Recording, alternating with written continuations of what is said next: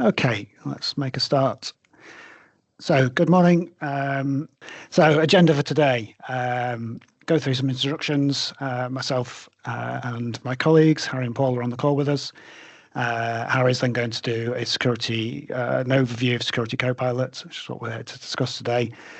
Paul's going to do a demo, as long as the live demo gods shine on him today.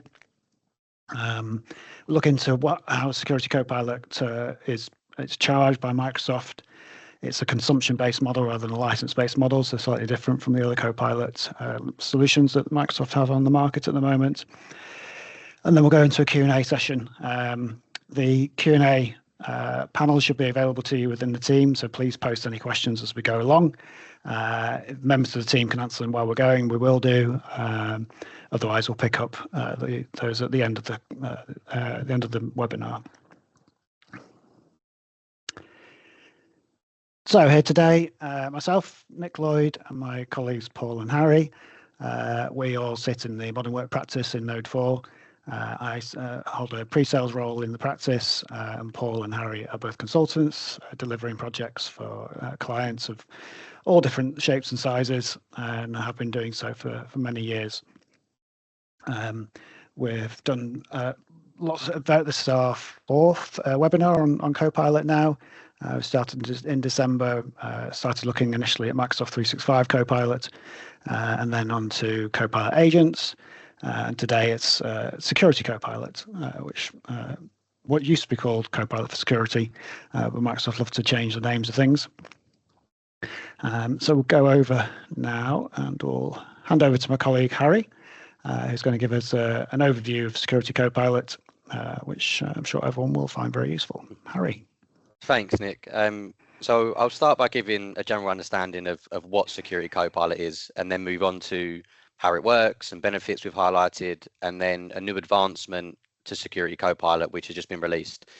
So yeah, Security Copilot is your AI-powered cybersecurity assistant. It integrates with your sort of other Microsoft security tools like Defender, Entra, Sentinel, etc., to help you detect, analyze, and respond to threats. Think of it as your trusted security advisor, one that never sleeps, continuously learns, and tirelessly works to keep your organization safe. Similarly to other Copilot products, Security Copilot is presented as an AI-powered conversational assistant, similar to a chatbot. You interact with it through a user-friendly interface where you can submit prompts or questions in natural language. For example, what are the active threats in my system, or how do I mitigate this security risk? An output is then provided on the back of the prompt submitted by the user. You then have real-time integration known as plugins with other Microsoft tools, for example, again, Intune, Entra, Sentinel, which aims to provide more accurate information within the responses from Security Copilot. So we'll discuss the plugin side of things and stuff in the next slide, and what you can integrate with and what you can't. So yeah, on this slide, we have sort of a high-level diagram which provides an overview of how Security Copilot works, from the very first human prompt right through to the response received. The process starts with, again, a user submitting a prompt. For example, can you summarize incident 12 in Microsoft Defender for Endpoint? It will then work through each phase highlighted in this diagram specifically. So in the orchestrator phase, it's the starting point where the system receives the user's prompt or query and identifies what actions are needed. It will evaluate whether the input requires contextual understanding, external tool migration, or just simple processing. Once the query is understood, the system will then build the necessary context. This can involve analyzing the prior interactions, the relevant data, or the tools required to then fulfill that request, ensuring the response actually aligns with the user's intent and the broader conversation. If external tools or functionalities are necessary to provide the response, then plugins will be used. Obviously, I just mentioned that on the previous slide. These could be integrations with Microsoft services like Defender, Sentinel, Entra, or other third-party plugins. This will then process any additional data which may be relevant. So in the example we have at the start, can you summarize incident 12 in Microsoft Defender for Endpoint? the Microsoft Defender XDR plugin will be used to gather more information requested. So different plugins are used for different requirements based on what the user is prompting in Security Copilot. The AI will then formulate the actual response based on the context built and the data fetched using them plugins. So it will ensure accuracy, clarity, and relevance in crafting that output. And then that leads on to the final phase, which is the response phase. The system delivers the response to the user in a well-structured, user-friendly manner. It aims to fulfill that query while still maintaining that conversational engagements, again, similar to other Copilot products that are out there at the minute. So you'll see how the process works more in the live demo and so on when we get onto that in a few slides. If we can go to the next slide, please, Nick.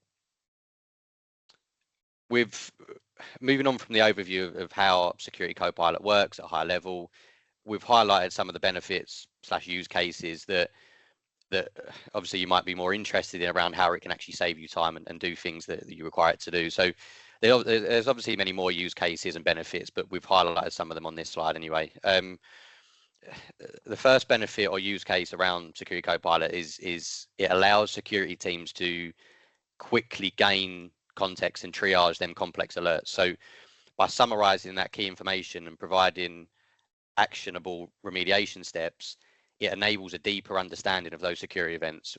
For example, a security engineer can ask Security Copilot to analyze a group of alerts in Defender, and then they'll be provided with a concise summary of all those alerts and all the information that it can find. This obviously significantly enhances the efficiency and accuracy of your threat investigation and response. It not only makes it more accurate, but a lot more quicker, and it saves a lot of time in doing so. Security Copilot can also act as your expert advisor in addressing the skills gap within security teams. So it can offer your sort of step-by-step guidance in natural language for critical tasks such as incident response, threat hunting, security posture management, etc. Ideal for supporting sort of less experienced team members or new analysts, new security engineers, and so on. In turn, that can then free up your sort of senior engineers' times and reducing escalations. On bridging that skills gap, it can also sort of create things like KQL queries on the back of just a simple natural language prompt and then execute them. And again, this can assist in reducing escalations. It can stop sort of your senior engineers having to get involved into sort of tasks that can simply be done by Security Copilot. So again, it not only just reduces time and efficiency, but it can also free up time and reduce those escalations. It can also act as a learning resource to any sort of new analysts or engineers that can gain that expert advice and assistance on how to complete things and how to remediate specific tasks. On to the next benefit. In a lot of organizations, as some of you may well know, it can be extremely tough to understand and identify your risks and your overall security posture. With Security Copilot, you can leverage Microsoft's sort of extensive security intelligence to simplify risk assessment and improve your security posture. It provides tailored recommendations such as policy adjustments, uncovering hidden data risks, risk assessments.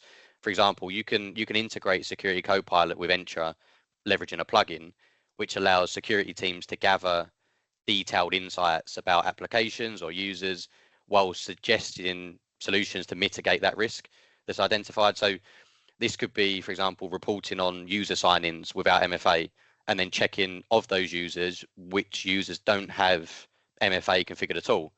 This can be completed in seconds, which obviously provide a quick insight to your overall security posture. And again, that is one of the features that you can find out risks and how your security posture looks within seconds, minutes, rather than trying to put it all together yourself in a manual process. So, and then finally, onto one of sort of Security Copilot's most straightforward yet, I believe, impactful benefits is its ability to streamline your IT troubleshooting. So by quickly gathering data and delivering actionable insights, it reduces the time required to respond and remediate those sort of complex threats.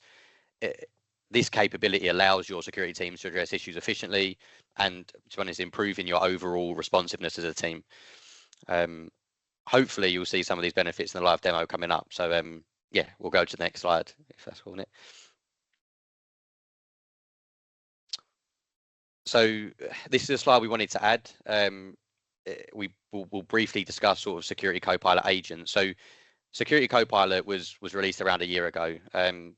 Now Microsoft have advanced that solution even more by creating Security Copilot agents. So this was announced on the 24th of March, literally just a few days ago. So we thought it might be worth adding to give people an idea of how this new feature works and where Microsoft are sort of taking the product. So the aim of Security Copilot agents is to autonomously sort of manage those high volume security and IT tasks. So a lot of people in this call know that it can be a real burden on any organization to carry out those sort of repetitive security tasks and things like that. So there's currently 5 Microsoft Security Copilot agents which have been announced, which are the phishing triage agent in Microsoft Defender, the alert triage agents in Microsoft Purview, the conditional access optimization agent in Microsoft Entra, the vulnerability remediation agent in Microsoft Intune, and the threat intelligence briefing agent in Security Copilot. To give an example of what these agents can do, for example, the phishing triage agent in Microsoft Defender will autonomously analyze phishing alerts and filtering out any of those positives, false positives with high accuracy. So any user submitted phishing incident will be triaged, and it will determine whether it's a genuine phishing attempt with exceptional precision. So it can automate, hopefully these Security Copilot agents can automate some of those high volume tasks that can obviously then increase your efficiency overall and things like that. So each agent is designed for something specific, as I just mentioned, whether it's, again, conditional access optimization agent in Microsoft Entra. So there are also some Microsoft security partner agents which have been created and be available. So third parties have got some agents they've created that will also become available in Security Copilot. So again, it'll be interesting to see more of these Copilot agents sort of in action over the next few months. But yeah, very new feature, released a few days ago, but it's something that looks like it's got a lot of potential. So yeah. I'll now hand over to Paul, who will demo Microsoft Security Copilot and provide you more of an insight of how it works and how it can benefit you, which hopefully will be more the interesting part of this. Thank you, Harry. So yes, let me share my screen. So let me know. Just see, can you see my screen now? Yep, all good. Yeah, brilliant. So what we've tried to do, we've tried to create some incidents in Defender, tried to do some mass emails containing malware. We've tried to get a user to try and, log on from multiple locations, from multiple IPs, and try to create some incidents for this demo for you. So as you can see here, we've got some incidents created. We've got some for some users, and you can see here we've got user coming in from anonymous IP. We've got mass emails containing malware, some more anonymous IPs, atypical travel for a user, and we've even got some malware detected. This one was a bit harder because Defender was remediating it before we could even get Security Copilot to do anything with that. Now, if you use this suite, you'll know that there's here. We might have to go into conditional access for the MFA, make sure our policies are on, look at insights and reporting, do a what if to see if a user will capture certain rules, what will happen. We might not be able to find it from there. We might have to go into sign-in logs. Now, this looks pretty straightforward because we haven't got much data in. As you can appreciate, when you've got thousands of users, it's a bit trying to find, a needle in a haystack, sifting through all these, looking at times, etc. So what I'll do, I'll go into Security Copilot, and we'll see what we can do with some of them alerts and see what we can find. So you'll see in here, as I open up Security Copilot, we've automatically got some, some suggested prompts, and these will go through depending on your role. So, I'm an IT administrator, you can whittle that down. You could just be looking at, threat intel analysts. So you've got different options there, but you've also got plugins. So where Harry in the previous slides was mentioning different plugins, here's where you go and you could say, right, I only want to, target Entra. For this, I'm going to go across a few of the Defender products. Obviously, you'd need the correct licensing, not only for Copilot, but for Defender. You can't go off and ask it to, look at Defender for Cloud Apps or, Intune or, Sentinel if you're not using that part of the suite, so to speak.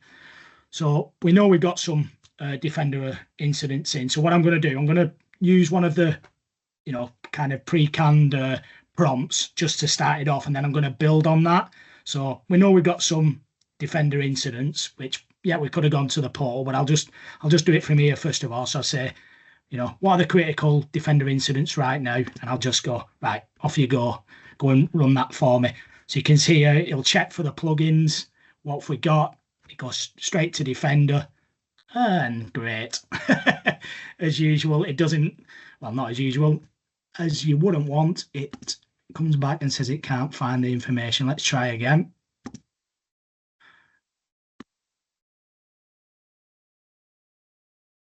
Off to Defender, process, get the response, and that's not bringing anything back. Now, when I've been testing this, I do get slight variation of results, but I've not had that before. You shouldn't have to do this, but we know that this one's incident 15. So let's try and force it to look up incident 15. So can you provide me a summary, or I'll give it an overview, primary, an overview of incident number 15. See if that goes off and gets the information. So that has worked. Before, in previous, when I was setting this demo up, I've used one of the pre-cans. It gave me not just incident 15, it gave me all of the incidents. I want to look at 15 particular.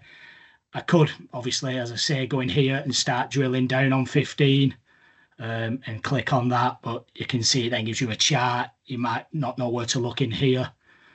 So I can see here that this is a high severity incident, and there's been a signing attempt from anonymous IP from Austria. There's been a signing attempt from Romania, and it's also saying this user, as well as others, has been involved in a mass email containing malware.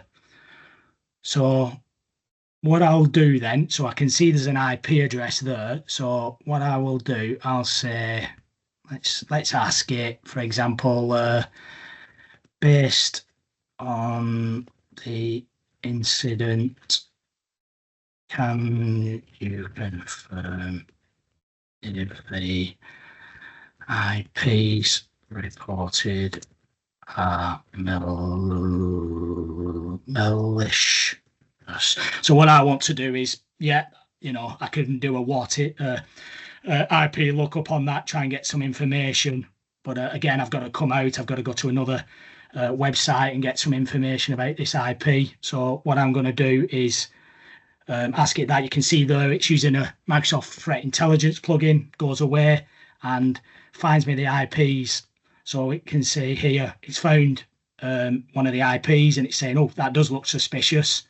So I'll say, okay, right, I've got the IP. I could have probably gone straight to this, but I wanted to see if it's suspicious first of all. It may have come back and said, no, there's nothing wrong with that IP. So let me say, show me a summary of that IP address.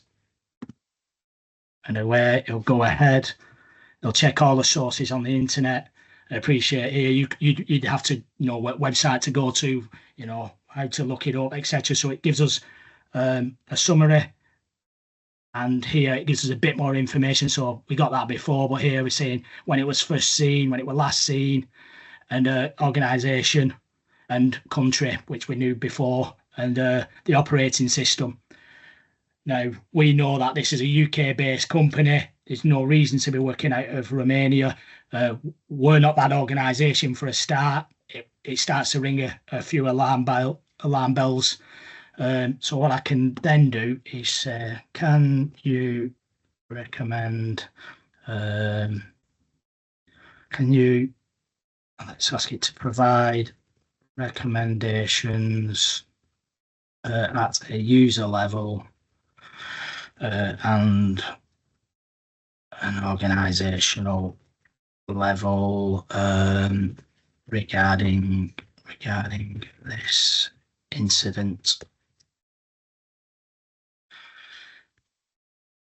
So let's go off and ask it that. What does it think we should do? I mean, I think we've all got a pretty good idea in this of what we want to do. So there, it's not done what I was hoping. It's gone to generic. I was hoping it would look at the actual incident itself. So it's saying it should have give us a bit more specific for this tenant. It's come back, and which, you know, it's good advice.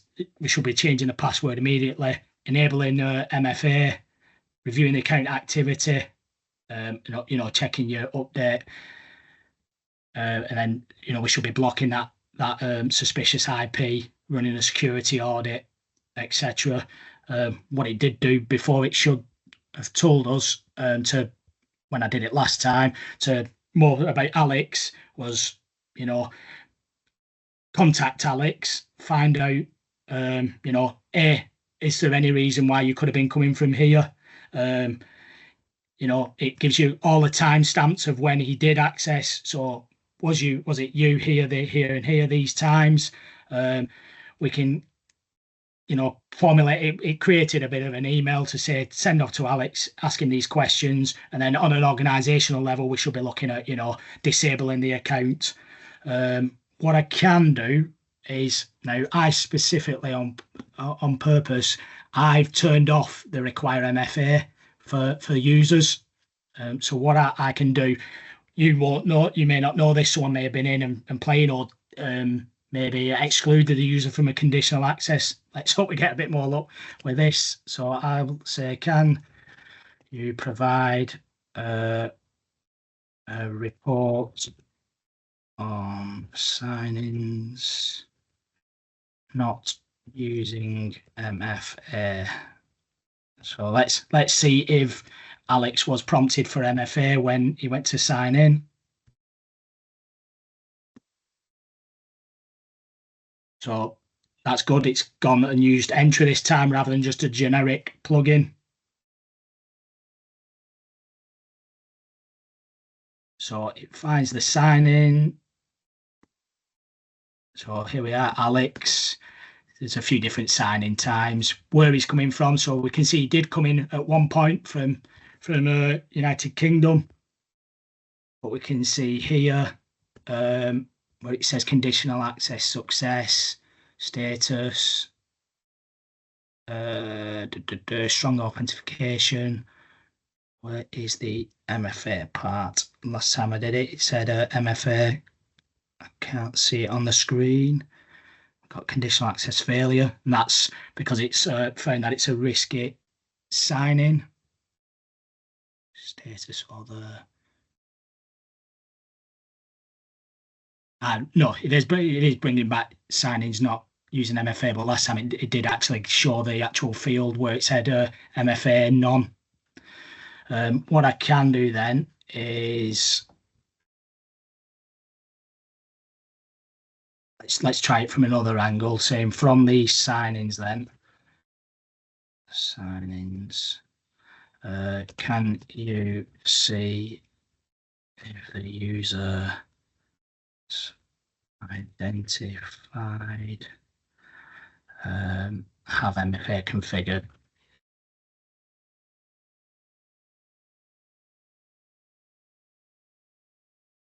So again, that should again use the sources of entry.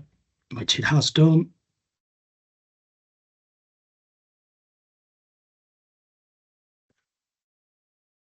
Let's try that again.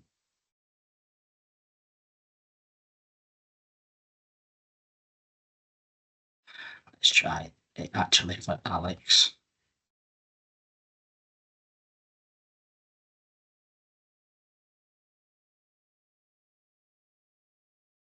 Should go off and see whether Alex should be challenged for MFA.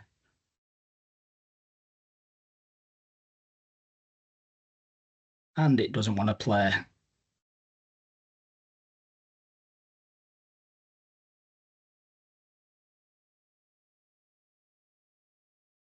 Just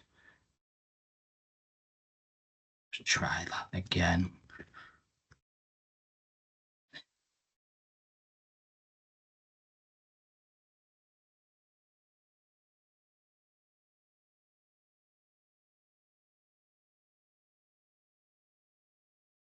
Yeah, I'm not getting the response there.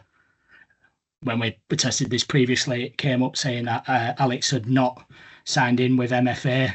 Then obviously you can then go into here. I can see, oh, that MFA is not turned on, and I could turn that policy on to remediate that. Sorry.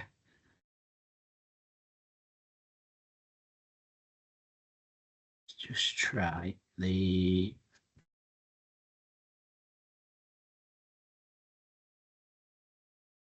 recommendations again and see if that will now work.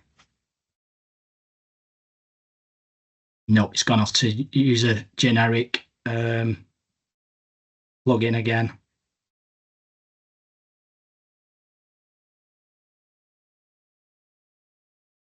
So it's brought back the IP, it's just not bringing back the information on Alex for some reason, where it was previously. Brought it back there. Try one more time.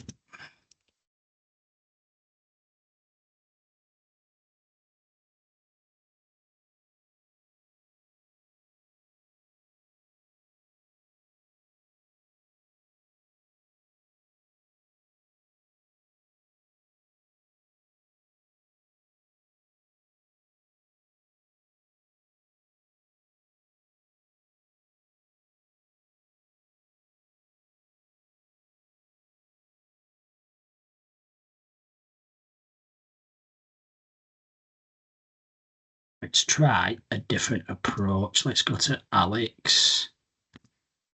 I didn't have to put his UPN last time, but looking at that, it looks like we might. It's asking for the UPN. Provide recommendations for Alex.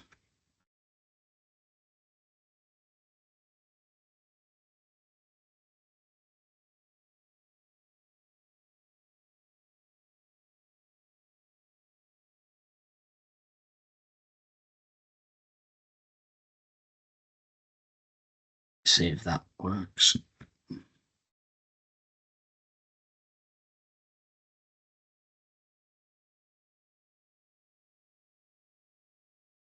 No, that's just giving me it.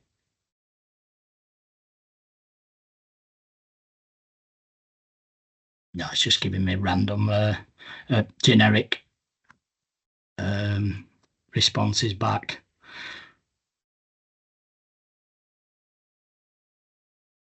I mean, although that's not coming back, I think you can see that rather than having to go through multiple, parts of Defender and Entra, that you can, although it's not quite worked as it done in setup, that you can get all the information from here. It does give you, like I've got it open here, but it does obviously tell you can go to Entra signings to look at it for more information and where to go. For some reason, it's just not bringing back. That's it though, Paul. Right, when some of those tiresome tasks and some of those sort of less complex issues, as well as the more complex, but especially when you've got new analysts and things like that who need to triage incidents and things like that. It can be a very powerful tool. Obviously, it's not playing ball during the live demo, which is always the case. But yeah, it will generally provide you information on how to remediate. It will go away and use the threat intelligence connector, like Paul demonstrated with, to show the malicious IP more information about the IP of where that sign is coming from and stuff like that. So it can be a very powerful tool, and it can increase the efficiency and reduce a lot of the time for those complex tasks and alerts. But yeah. Yep. Just see that it is bringing back that information, and it is bringing back, yeah, Alex W. So it's bringing back the user, and obviously in the malware in here, the malware was targeting multiple users, so it's bringing them in as well. I don't know why it won't. So we've got a couple of mailboxes there, and we've got 25 mailboxes getting malware, which Alex is one of them, so hence why he's being reported on both. But yeah, I'll hand back to Nick to go over the pricing so we don't run out of time. I'll carry on running this in the background, and if we've got time, we'll flip back if I can get the recommendations for Alex's account to come back. Thanks, Paul. Demo God's partially shining on you, I think. But yeah, it's always the way, unfortunately. So I'll run through some details around how Copilot, Security Copilot's charged for. So it's done. It's not a license like other Copilot solutions. It's a consumption-based solution that sits in Microsoft Azure. And Microsoft invented something called the Security Compute Unit, or SCU, to provide a billing model to consume this service. SCUs are billed per hour. So if you run it for a minute or 59 minutes, the price is going to be the same. Microsoft recommend that an organization of around 1,000 employees should start with 3 security compute units running 24/7. A single SCU is £3.15 per hour. And for those that are a lot better at maths than I am, you can quickly understand that's quite expensive. So running a single SCU for 24/7 for a month is going to be £2,300 per month. Using Microsoft's recommendation of 3 SCUs 24/7 for a month is £6,900 per month. So it's not a cheap solution, but it is a very powerful solution, as we've hopefully been able to put across today through Harry's overview and Paul's demo.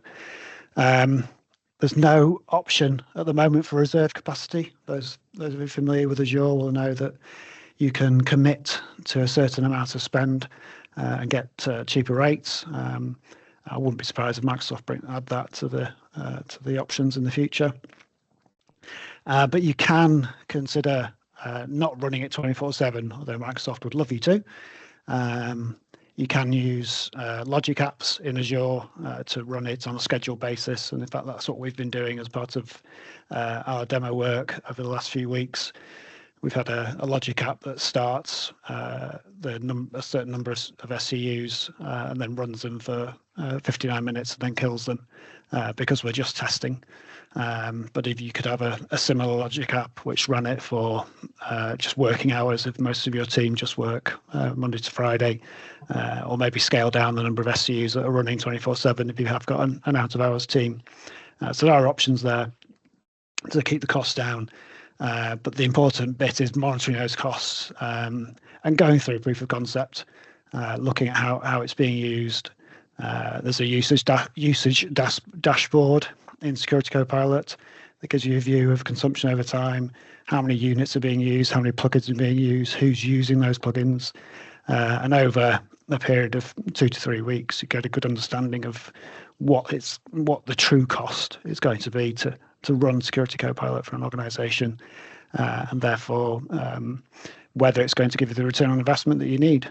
I think it's still a very new tool.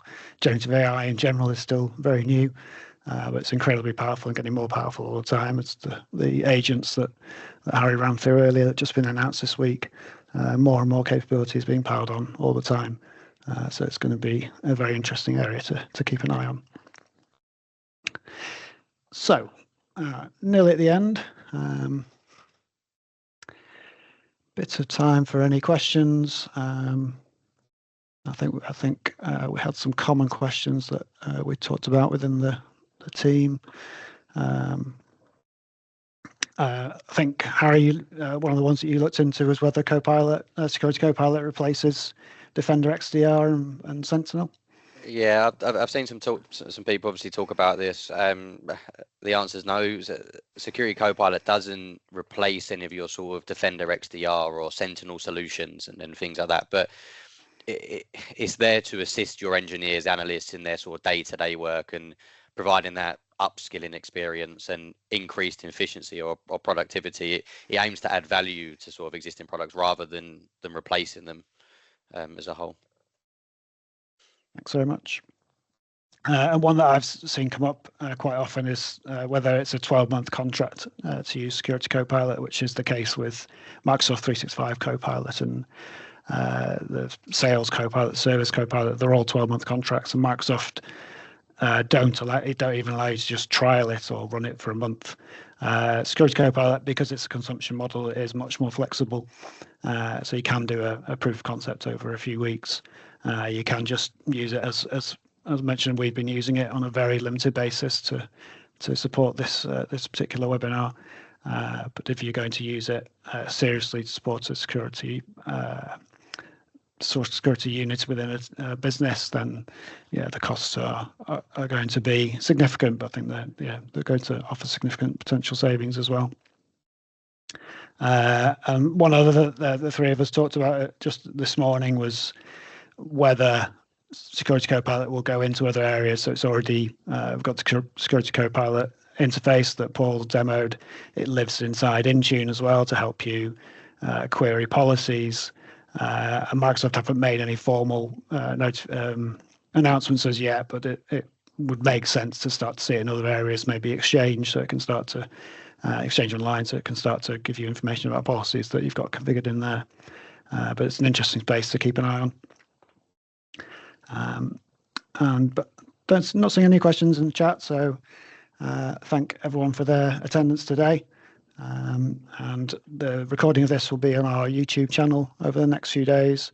And if you've got any questions based on what you've heard today or around Copilot in general, then please reach out to your account manager if you're already a customer, or just via our website if you're a potential new customer. So thanks very much. Cheers. Thanks.